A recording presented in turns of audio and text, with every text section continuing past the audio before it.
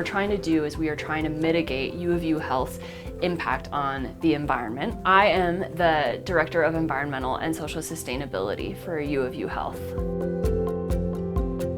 So much of our health is affected by our environment, and there are so many things that we do to care for patients within our walls, but then a lot of things happen outside of our walls. Nutrition, quesadilla. Our nutrition care services team, led by Carissa Christensen and Rodney Evans, they're just amazing.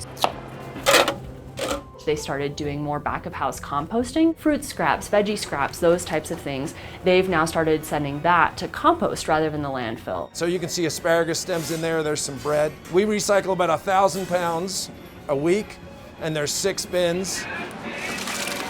Many years ago, they implemented a program called Lean Path, which essentially made it so on the back of house side of things, so not anything you'll see in the cafeteria, but when they're preparing food, they've used this system to help cut down how much food they're wasting as they prepare food. This is our Lean Path scale. We track all of this, so we can track it by categories. For example, last week, the #1 waste that we had was vegetables. There are ways for healthcare to be a part of the solution of improving the environments where our patients live. When food comes to Wasatch Resource from the University of Utah, it goes through our system and then it becomes a nutrient-rich fertilizer. We call it a biosolid, and a renewable natural gas that goes into the pipeline right on site. Natural gas that's injected into the pipeline is used to heat homes throughout Utah.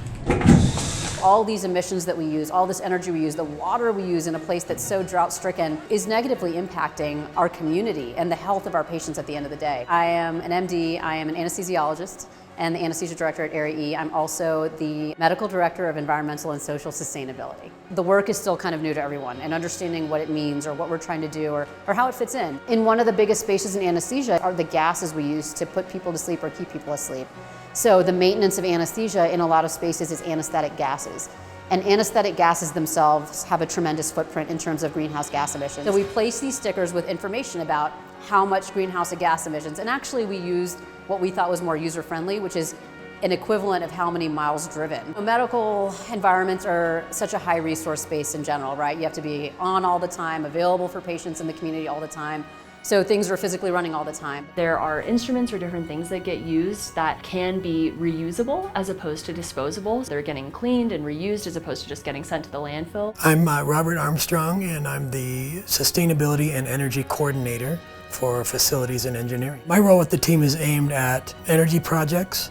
So I do a lot of project management for things like LED lighting upgrades, energy upgrades, HVAC projects. I have always been interested in the earth and the environment. Hospitals on average use 30% more energy than your average facility. The LED lighting, it's definitely an art form. We really just went through, upgraded all of the lighting to LEDs. These LED lights are saving about 65% on average on the wattage that's required to power a unit. As we walk around the hospital and look at lighting that we've upgraded, it's really like upgraded the aesthetics. Part of what we're trying to do is coalesce across the country to make sure we're not reinventing the wheel, that we're taking stuff and using it to be more effective and efficient with this work. We're trying to improve the sustainability of the healthcare operations, so in the hospitals and in the clinics, and then we're also trying to prepare for some of the changes that we know will come about. I think the reason I care, honestly, was becoming a parent and thinking about just like